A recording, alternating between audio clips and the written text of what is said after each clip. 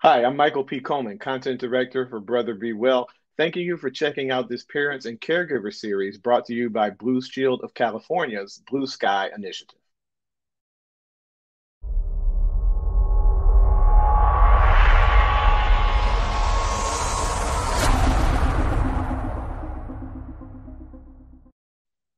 Hi, I'm Michael P. Coleman, Content Director for Brother Be Well. Today, thanks to the support of Blue Shield of California's Blue Sky Initiative, we're discussing outpatient mental health care experiences with one of our Brother Be Well clinical advisors, Cherie Kreiner. Cherie is a registered nurse, and she's the Vice President of the Capital City Black Nurses Association. Cherie, hello, and welcome back to Brother Be Well. Thank you so much for having me. I'm always happy to be here. Always happy to get into these conversations, Cherie. Let's get us started with a pretty basic question. What is outpatient therapy? Outpatient therapy tells you exactly what it is. Outpatient, not in the hospital, not somewhere that you stay or you live or you're in. It's just something that you could achieve on your own terms via different appointments or groups or therapy. So it is something that doesn't require you to live or stay there, but you can still reap the benefits of the type of care that you need for your mental health. It didn't occur to me right away when we got started putting this talk together, Cherie. I've been to therapy two, three times in my life, and it never occurred to me that every one of those appointments was an outpatient therapy appointment. Sometimes the term we get hung up on that, but we're already most of us that have done it have already familiar with exactly what it is, right? Absolutely. And I love my therapist. She's one of my favorite people. I stay in touch with her when things are bad, but also when things are going well to continue to sharpen those coping skills to be able to deal with the things that life throws at you.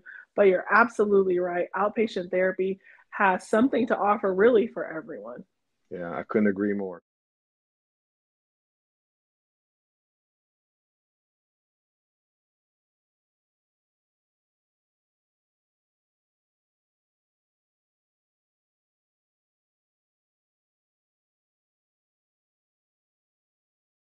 Let's talk about a distinction between intensive outpatient, and I just learned that term, and outpatient mental health care. Can you differentiate between the two for our audio podcast listeners and our video viewers?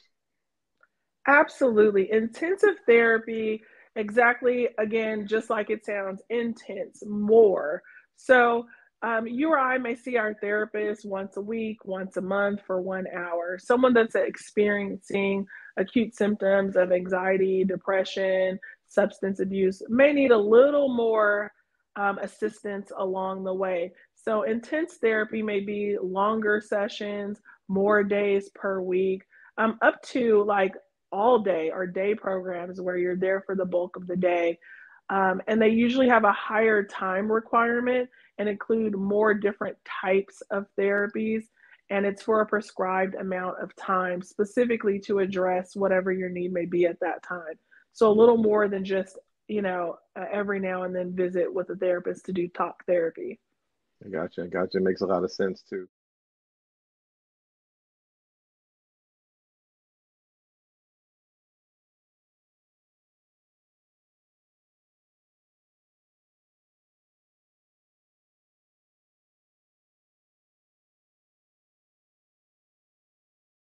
How does one go about determining whether they or someone they love or care for might benefit from outpatient mental health care?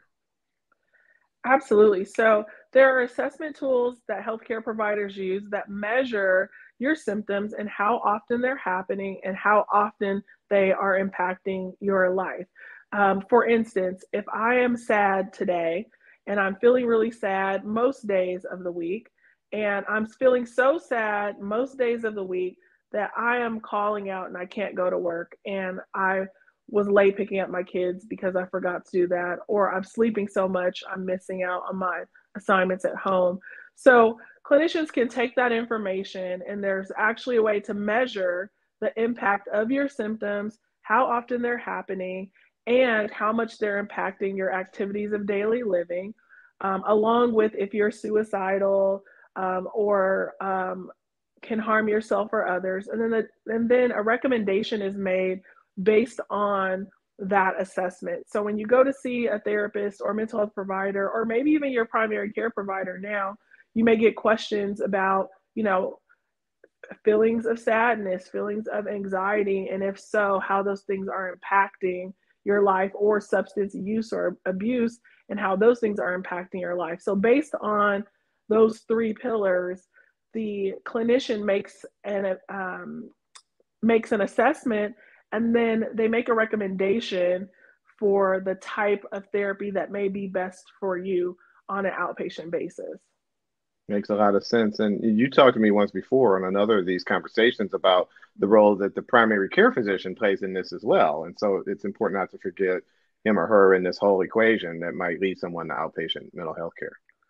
Absolutely. And when you think outpatient, you think, yes, I'm struggling and having symptoms with my mental health, but I'm still kind of making it through. So maybe I can get some tools to help me cope better and continue to grow and have the best way of coping and doing all of my activities of daily living. So this is not the person that is having acute symptoms that is completely stopped their life, and they are a risk to themselves or others, are experiencing extreme psychosis due to their mental illness. So this doesn't fit in that bucket. This is someone that is really struggling, um, all the way to the person that just may be struggling a little bit. It's a wide breadth of services, and it's great to know that they're all there for people who need them. We have a whole other conversation on the Brother Be Well platform about insurance and how you can go about accessing those services. So we can get it all. We'll be getting in all of that at brotherbewell.com. But for this conversation, that's really fantastic. Appreciate you sharing it, Cherie.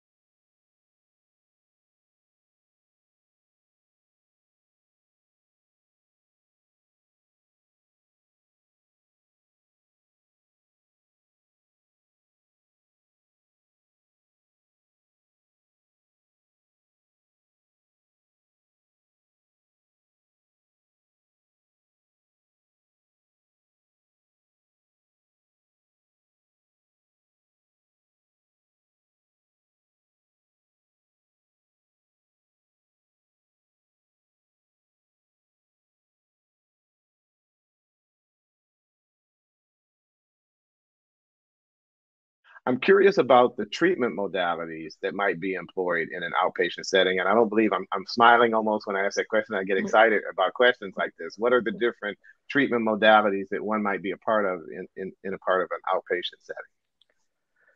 Right. So there's sometimes there's talk therapy one on one. There's different types of group therapies. There's behavior modification and cognitive behavioral modification therapies, all the way to medical treatments that may include medications or procedures depending on the situation. So, depending on what your need is and what is helpful, different clinicians may offer different things. I mean, you're seeing now it's popular where you see people doing art therapy and smash therapy. Is another one where you're going into a smash room where you can break things and kind of have that cathartic release of just releasing your aggression in a safe and controlled environment. So there's lots of different therapies that pop up every day, but it's really just finding what works for you, helps with your symptoms, and provides that balance for you to be able to do the things that you need to do every day and enjoy doing. I'm glad you mentioned smash therapy. I've seen that in movies and TV shows. I never realized it was a real therapeutic tool. So we'll be talking about that one for sure at brotherbewell.com.